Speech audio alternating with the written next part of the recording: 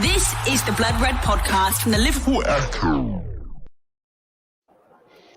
Hello and welcome to the Debrief live here on Blood Red. I'm Kai Delaney and joined by Theo Squires live from Anfield. Well, it finished Liverpool 2, Manchester City 2 in this top of the table clash today.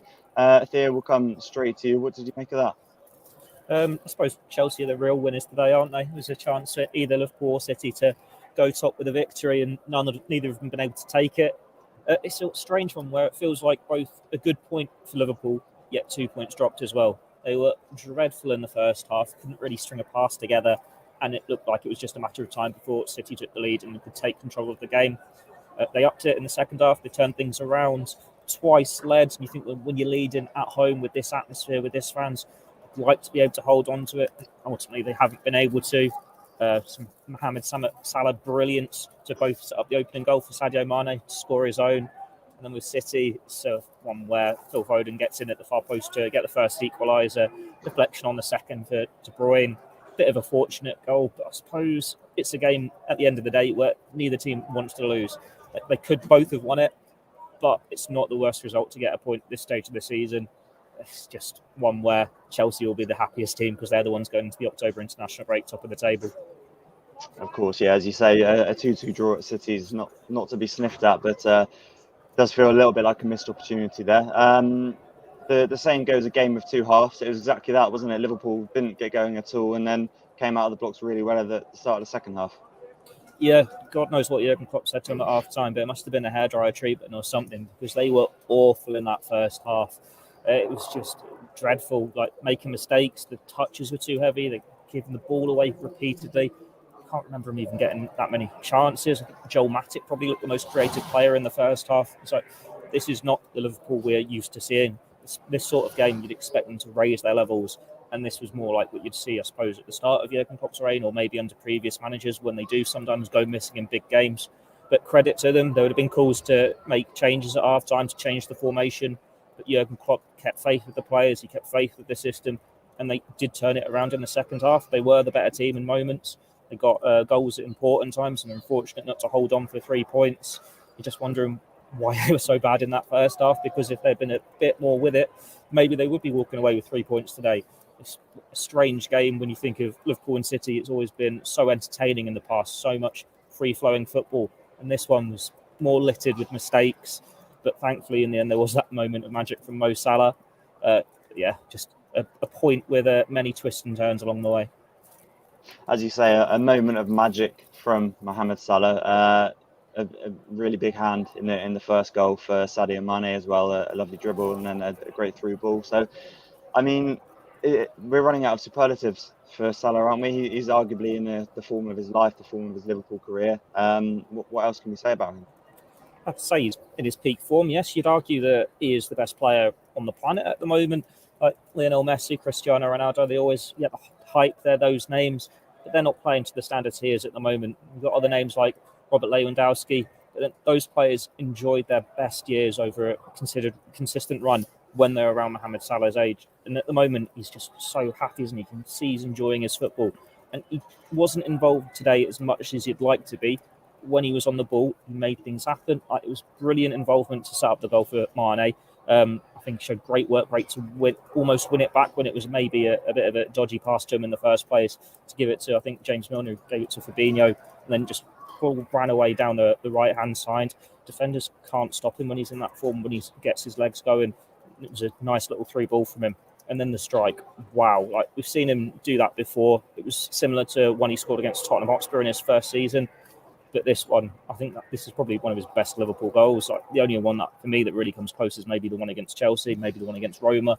But he's taken on so many players, and you think, how is he getting through this? He competes them all, and then finds the bottom corner with such power. It's something you've, I suppose, used to seeing Luis Suarez do, the twists and the turns, getting out of spaces when he had no right to. And with Mohamed Salah, he's making the extraordinary now look normal, and that's probably the best compliment you can give him. He is just incredible form at the moment, and Liverpool fans are lucky to be witnessing such a player on this pitch. Yeah, his agent will no doubt be adding a couple of zeros to the negotiations after that display today. But we saw Pep Guardiola booked. He wasn't happy on the dugout there with a challenge from James Milner. He was obviously booked in the first half, and could maybe count himself lucky not to have been booked again for a challenge on Bernardo Silva, which would have seen Liverpool down to 10 men. Yeah, it's one where when it happened, you were looking straight at the referee thinking that could easily be a second yellow for James Milner, and you can understand why Pep Guardiola reacted the way he did. On another day, Milner does get sent off. And it was, I suppose, a long time coming for him because he was exposed a lot during that first half and in times during the second half. It was no surprise when to see him booked for hauling down Foden for the booking, and then it was just a matter of time. It was no surprise as well that as soon as he got away with that one, Liverpool got Joe Gomez ready straight away. They knew that was very much last chance saloon for Milner. He wouldn't be able to make another mistake in the game. And I think Milner was involved slightly in the second goal as well. So I'm sure Guardiola will be even more fuming with that. His excuses made for him already. Obviously, he's not done his press conference yet. He might have spoken to Sky already, but you just know he's going to be complaining about that, saying if James Milner had been given the second yellow card, City could have won today. Because granted, if he's not on, Liverpool maybe don't score the second goal. But then you think with that time against 10 men as well, when they did get the equaliser anyway, it could have been a big game-changing moment. It always happens, doesn't it? You always get those dodgy decisions that go one way or the other. It was a let-off for Milner and Liverpool today, but it was still a good point. They still managed to turn it around, and I think you can forgive the fact that he shouldn't have been on the pitch. And you think what Salah went and did at the end of it from his involvement for the equaliser for the second goal. Sorry. Well, moving into the international break then, the Premier League table looks like this. So Chelsea are first on 16 points, Liverpool second on 15, and then in third place, Man City on 14. Obviously, they've all played each other. Liverpool have had draws at Anfield against Chelsea and Man City. So what do you think this result means for the title race? And obviously, it's still early days, but how do you see that one playing out? It's still far too early to call, and it's almost impossible to call. Like with the games between these sides, you can't really predict a winner for any of them, and you can interpret it both ways. Like, you just don't want to lose. You're relying on teams to drop points against the lesser teams, and you don't expect them to maybe be decisive.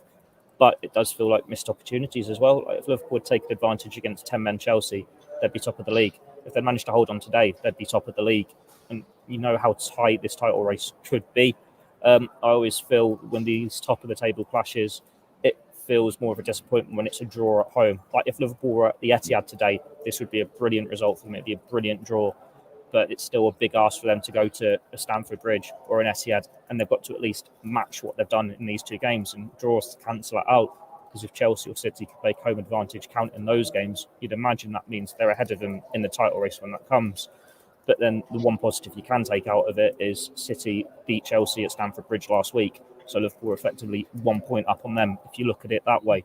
But it just shows how many twists and turns we're going to have in this season ahead when it's still so close between the three teams at the top. And you still can't discount United. You've still got, I think, Brighton and all these other weird teams hanging around there. They're not going to go away just yet. Everton just 1 point behind Liverpool in fifth as well. Yeah, it's far too early to decide who was going to be winning the title, but it's what we've been waiting for a long time. Like the last couple of seasons, we've had City running away with it. We've had Liverpool running away from it. We've had that one season where Liverpool and City took it to the final day and it was a point decided. If the two of them, even if not all three, can still make it a race and it still be tight come April time, you're going to be one of the best Premier League seasons. Yeah, absolutely. This one looks set to go down right to the wire. Well, thank you, Theo, for joining me from Anfield. We will let you go. I know you've got plenty to be getting on with. So do stay tuned here on Blood Red. We've got press conferences from Jurgen Klopp and Pep Guardiola coming up right away to get their reaction to the 2-2 draw. But until next time, thanks for watching, and it's bye for now. This is the Blood Red podcast from the Liverpool Echo.